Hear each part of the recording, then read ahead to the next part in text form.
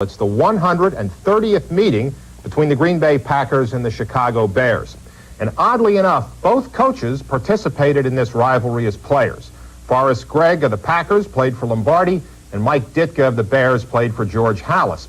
Ditka, who played tight end with a fire that Halas appreciated, has instilled that same fire in his Bears. They're undefeated. Forrest Gregg's Packers have sputtered more frequently than they've sparkled. They're 3-3, Allie, but they've played well the last 2 weeks. You know, everybody talks about the ball clubs reflecting a coach's personality. These two do. Mike Ditka of the Bears, he was one of the early tight ends, mobile, aggressive, angry, catching the ball, angry at the officials. His defense is the same way. It's a dominating defense, a dictating defense, and his offense is led by an innovative, creative quarterback. Mike is creative. He is the one and only first coach I've seen on the sidelines wearing a two-color white collar shirt. Okay. He's also the only head coach with a mustache. Okay, and you know where I couldn't do that, but you know where I'm heading tonight by my garb. All right, now Forrest Gregg, he has the same explosiveness, but it's inside. It's like a volcano burning and ready to go. But Forrest was a consistent, great all-time tackle with technique and consistency. And his teams, right in the middle now, they're going to become that way, just like Forrest was a reflection of Vinnie Lombardi and those great Packer teams. All right, we'll be back to look at the teams and their personalities right after this.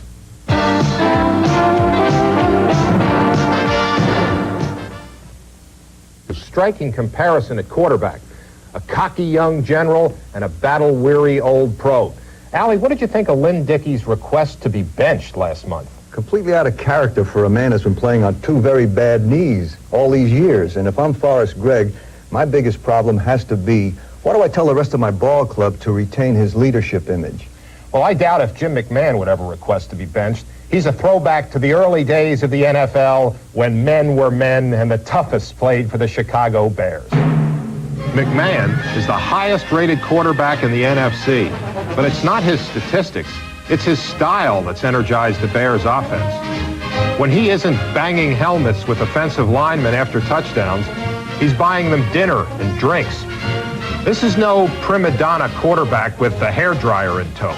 He rolls up his sleeves just like a lineman. And he has a freshness and a sense of bravado that other players respond to.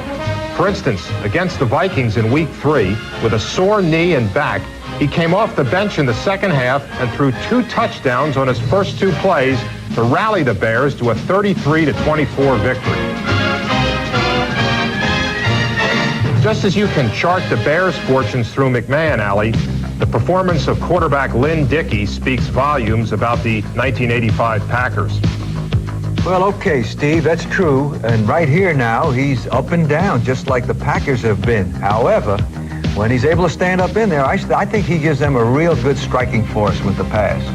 Well, Dickey is now back in the lineup, and the Packers have won 2 straight. If the offensive line gives him time, Dickey can still be dangerous. Don't forget, this is the same quarterback who led the Packers to 7 wins in their last 8 games of 1984. This season, the Packers are a puzzle, but the pieces are beginning to fit together. They're still a big question mark, but a very potent one. Steve, the Bears aren't a question mark. Their defense has established themselves as a dominating, attacking defense, and it's being imitated by a lot of teams in the league.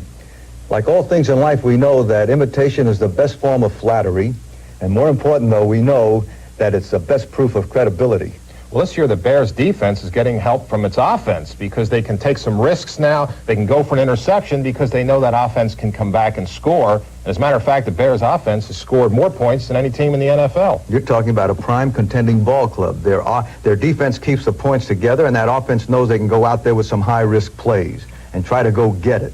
Along with that, they have a beautiful asset, and that's young McMahon. I'd like to address his mentality as a quarterback.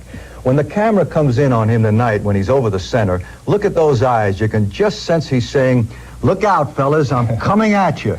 See if you can stop us." Most other quarterbacks are saying, "Well, we're going to try this against you." Well, the Bears' defense also plays with a distinct flair. We'll be back to look at the Maulers of the Midway right after this.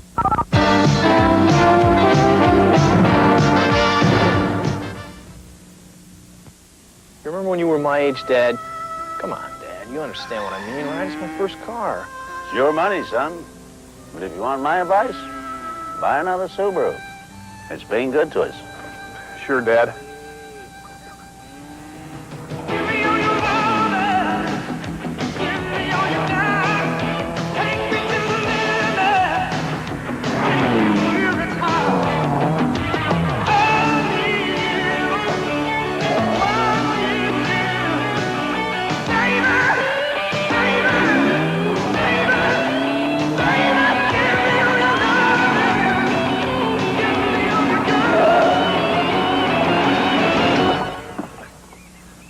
I thought we agreed you'd buy a Subaru. But, Dad, I did. The new Subaru XT Coupe. Inexpensive and built to stay that way. When poet Carl Sandburg said Chicago was coarse, strong, and cunning, he was paying it a compliment. That description also fits the Bears' defense. They play the game the way Al Capone ran the loop. They open fire from every position and attack in all directions. The Chicago Bears defense has so many different formations that sometimes they don't even seem to know where to line up. But if they appear to be confused, think about the poor offensive linemen who are supposed to block them. So far this season, not many have. The Bears run many defenses, but here's one you'll probably see tonight. It's called the Dubs defense because it positions two linebackers, or as you see here, a linebacker and a safety on one side of the line. They also put three of their down linemen directly over the center and guards in order to get immediate pressure in the middle of an offense. No matter how Chicago lines up, the three down linemen in the middle are the core of the defense. Matched man-on-man with the two guards in center, Chicago feels that at least one of their men will dominate. Most of the time, they're right. This positioning makes running the middle very difficult, but it also puts immediate pressure directly on the quarterback. Last year, the Bears' defensive line had 6 sacks against Green Bay. When you take the power of tackles Dan Hampton and Steve McMichael and the quickness of defensive end Richard Dent, number 95, and add the element of surprise from so many different alignments, it's no wonder opponents don't know who to block.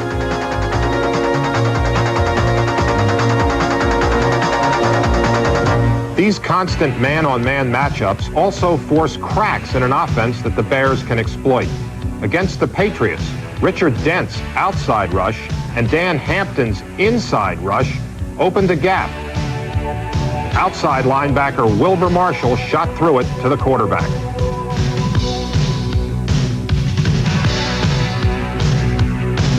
Most linebackers concentrate on lateral pursuit, but Chicago linebackers generally attack straight up the field.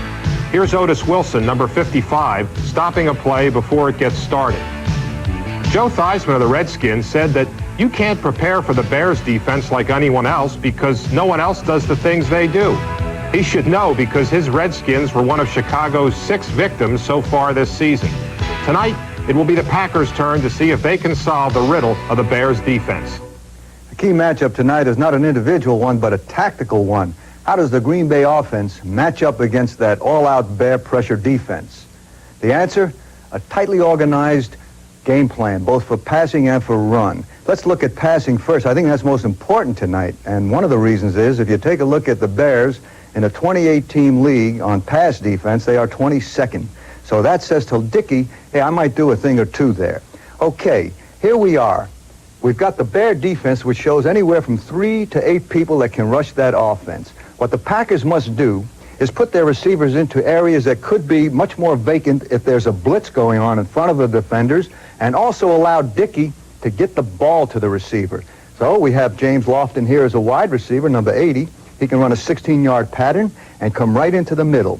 Along with that, you've got an excellent tight end in Paul Kaufman, number 82.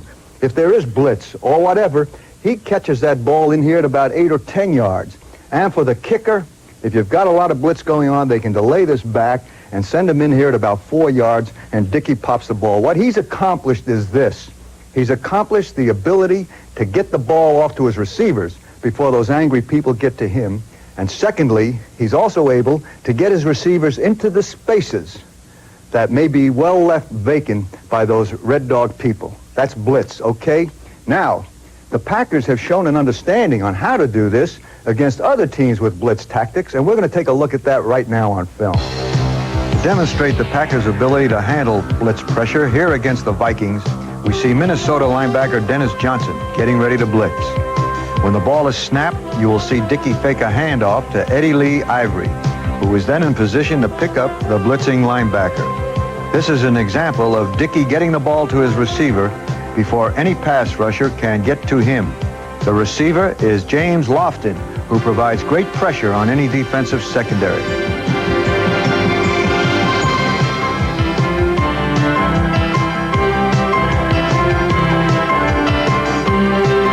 Here against St. Louis, you will see Cardinal linebacker E.J. Jr. get ready to blitz Dickey. When the ball is snapped, you will see Ed West, number 86, run his pattern into the area vacated by the blitzing linebacker Jr. This is another way for the Packer pass offense to match the Bears' firing, shooting defense.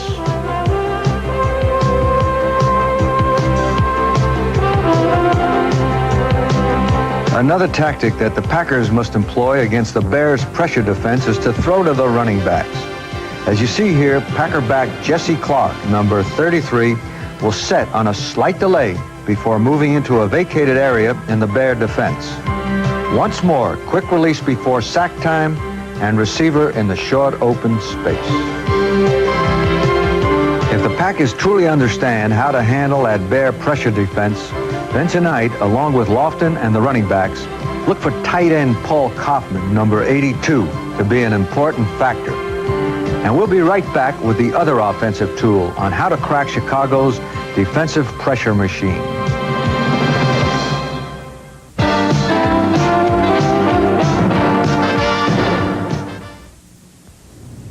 If you think there's no room for improvement in small trucks today, then go let the dog out, because you wouldn't want to know about Mazda's new Cab Plus, a small truck that's really big inside.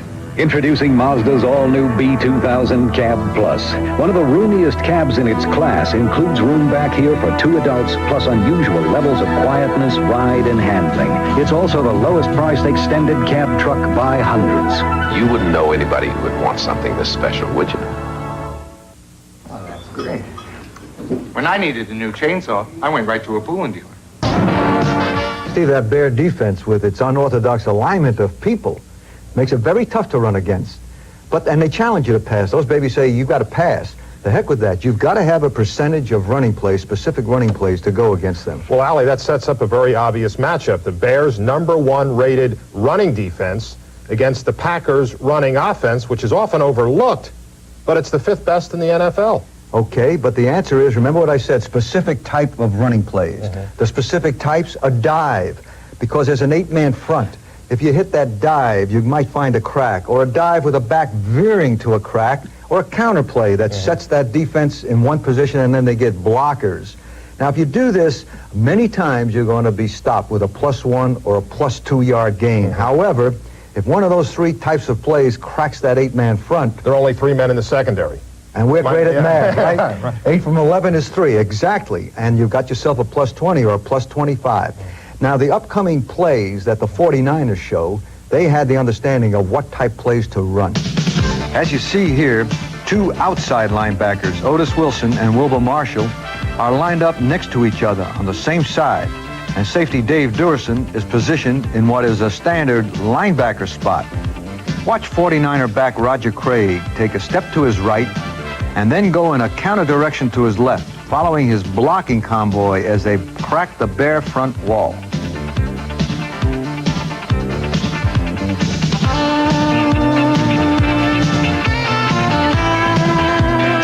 On this play, characteristic of the Bear linebackers, Mike Singletary penetrates in blitz fashion at the snap of the ball.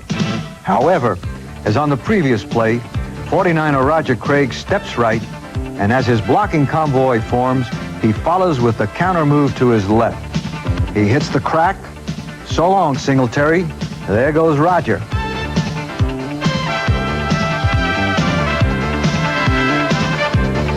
Now tonight, the Packers will run against the Bear defense not only from the standard offensive formation, with Dickey directly over the center, but also from the shotgun, as you see here.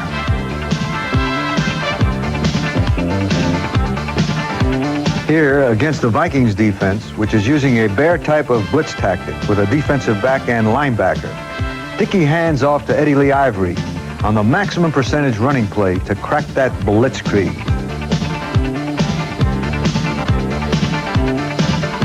With most of the defense coming forward, there is little support as Eddie Lee hits the crack in that big wall. Not for +1 or +2, but a +25. Okay, we've now seen the type of running plays and the type of passing plays that should be used, and we also know that Green Bay has the people that can employ these plays. What's important, though, is if they stay with these plays and use these people. That doesn't mean every play has to work. Even if it doesn't work, it's still part of the overall game plan that maintains pressure. And most important, they're not dancing to the other guy's tune. They're not wondering about who, how many, and where are they coming from. What they're saying is, we're going to pressure you against your defensive pressure. Allie, it used to be when you played the Bears that your only concern was how to match up against all their multiple defenses. But now, Chicago's offense has just as many exotic maneuvers and variations as their defense. It's no longer the story of Walter and the 10 Little Bears. A healthy Jim McMahon gives the Bears an offensive dimension they've never had before. His ability to run to his left, then throw back to his right, has surprised defenses all year. He's also the most accurate passer in the NFC, completing 63% of his throws. McMahon has always been a poised ball handler with a knack of masking his intentions. He's an excellent faker, making this play-action pass to Dennis McKinnon an effective weapon. With McMahon in the lineup, the Bears can play the total game, all facets, gambits, and deceits. Like this reverse to Walter Payton, number 34, who then delivers the ball back to McMahon. In their continuing search for new ways to win games, the Bears haven't forgotten the old standby, the running game. Payton is not carrying the ball as much, but his average gain per carry is higher because defenses can no longer concentrate just on him. Now, they must also think about how to match up against the improved Chicago passing attack. The Bears certainly present greater flexibility of firepower. Payton catching the ball now besides running, and then you've got Galt and McKinnon. Those are tough people of defense. What you have to do, and if I were coaching Green Bay, you know what we would do this week? We say, those are tough people to get to. Let's get the hub of the wheel. McMahon. The big guy. And what you have shown is that he can come out to his left and do it better than anybody I've ever seen and get that ball off. That's a tough pressure. Okay, do you know why the right side of defensive lines and linebackers, why they can go out there and go in there and try to sack Well, they're probably used to all right-handed quarterbacks who roll in. Exactly. The quarterbacks, right-handed guys, they want to go in the other direction. Right. So they can afford to really dash. But this week, they can't do that because they come down that line like that, and here goes McMahon. He's going to come out around. So we have a motto for the week in Green Bay, okay? The motto is contain, don't sack, hurry him, hurry him. All right, Allie and I are going to hurry back with some final thoughts and predictions right after this. There are some special things in this world that only a handful of people can appreciate. Now, maybe you're not one of these people. But if you are, spend some time getting to know Mazda's new RX-7. But I'll warn you, it'll flat spoil you for anything else. Introducing Mazda's new generation RX-7. Its engine has the smoothest flow of power in the world. No one has a more advanced suspension system, and no one offers all this at this price. It's pretty special, like you and me. This buzz for everyone in the spotlight before the show begins. This buzz for you. There's no one else who does it quite the way you do. So here's to you. Showtime, Hey, just for you, that distinctively clean, crisp taste that says Budweiser. Hey, man, nice job. This buzz for you. our total sports lineup's #1 Friday. First, meet New York's new center of attention with a special look at heralded rookie Patrick Ewing. He's in the spotlight in America's toughest sports town. The best of Bill Dance Outdoors is next. I got one, Bill. It's the net. A fishing trip with Bill's Unbeatable. God, doggy, got off. Then the NFL Game of the Week's putting on the hits. It's the league's best matchup packed with gridiron heartbreaks and heroics. All Friday on the home of the America's Cup, ESPN. Like most traditional rivalries, this one is usually 4 quarters of hard-fought competitive football. 9 of the last 10 games have been decided by a touchdown or less, Coach. That's a very valid point. I've got one tonight. Now that he's healthy, Eddie Lee Ivory of the Packers, I think he's an outstanding running back. But very important, he really is an outstanding pass-catching back, and I think he's going to be effective tonight.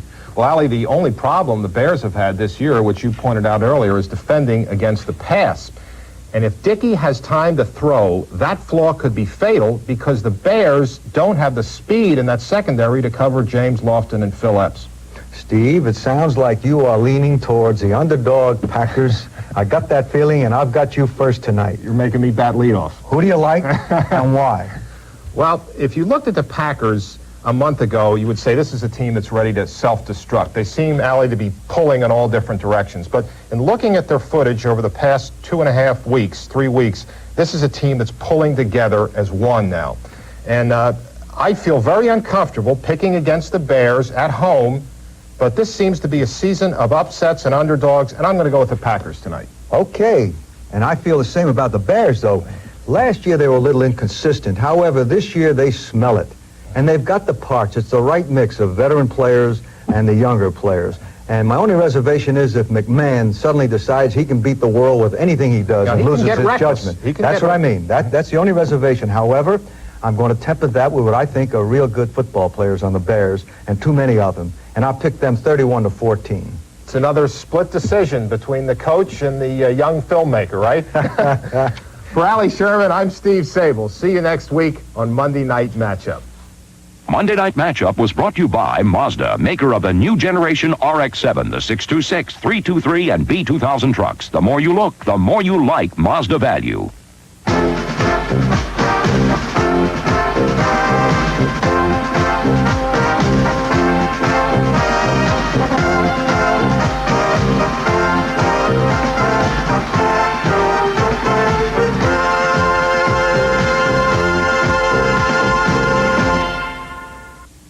Fly the friendly skies of United, serving more of the nation's top 100 business centers than anyone. You're not just flying, you're